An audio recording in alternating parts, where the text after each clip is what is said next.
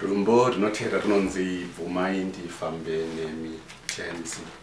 Rumbo rinowanzoimbwa kana tiri mukati chero memafaro, asi vazhinji vanoribatanidza nekunge vari mukati menhamo nematambudziko. Asi hatingofambi natenzi chete kana tiri munhamo nematambudziko, asi cherozve tiri mukufara. Asi tinoda kuti tiruterere tine pfungwa dzakavhurika, dzakatambanuka, dzinogamuchira kuti vamwe mungaruimbe muine nhamo, asi vamwe mukuruimba chero muri kufara. Rumbo rinonakidza kuimba chero uri kusenza zvako uchiti Mwari muve neni, mufambe neni, kunyange basa richirema, kunyange zvichirwadza, asi ndinoziva kuti tenzi wangu muneni. Farirai rumbo.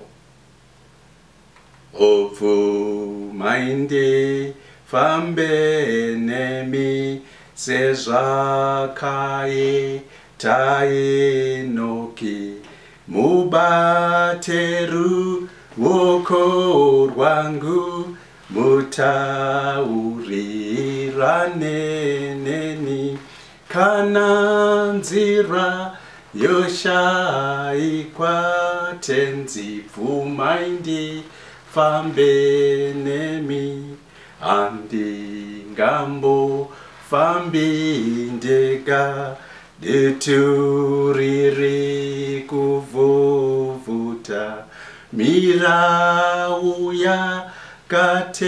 yakateiwa, vavengi vanondiedza, ese aya madambudzo tenzi. Bvumai ndifambe nemi, kuti mandipazororo, zvepasi zvichava nando, ndozofamba nokushinga, ndotakura muchinjikwa, dakara ndione Zayoni tenzi. Bvumai ndifambe neni, haleluya, haleluya, haleluya,